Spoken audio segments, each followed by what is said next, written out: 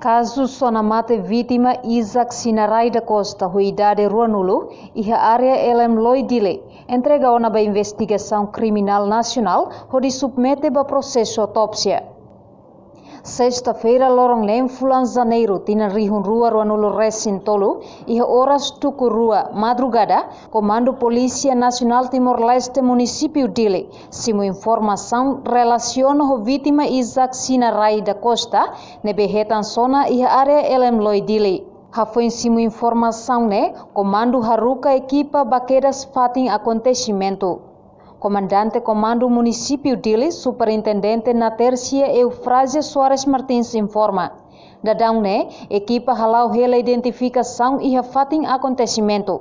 Enquanto vítima kamate isin, entrega na investigação criminal nacional, onde submete a processo autópsia. Husi parte investigação, mostra recolha na dados balão. Hanesan CCTV, no informação husi parte balão. Equipa halau na identificação e vítima que mate isin, entrega na Bahia e tem investigação nacional para submeter Bahia processo autópsia para não hal completa processo onde atoba ba Ministério Público. Segundo, husi parte investigação recolhe dados balão e temos retan informação husi parte balão inclui gravação CCTV, mas bem ita estuda para análise onde liga Bahia acontecimento né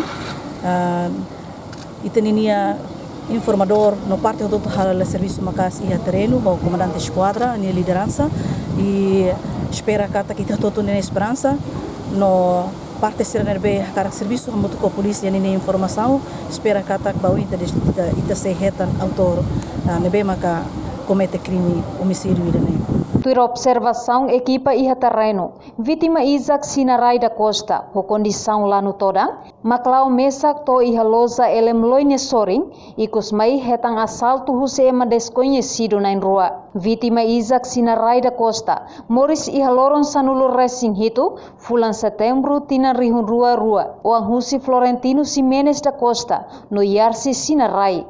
Hela iha Delta 4, São José Comoro Dile. Relaciona o caso né, comando foi na orientação da esquadra. No equipa investigador, atua segura jovem sira nebe consumo tua hamutu comate biang. Também o processo início, jovem sira nessas fontes informação, sabe ba caso né.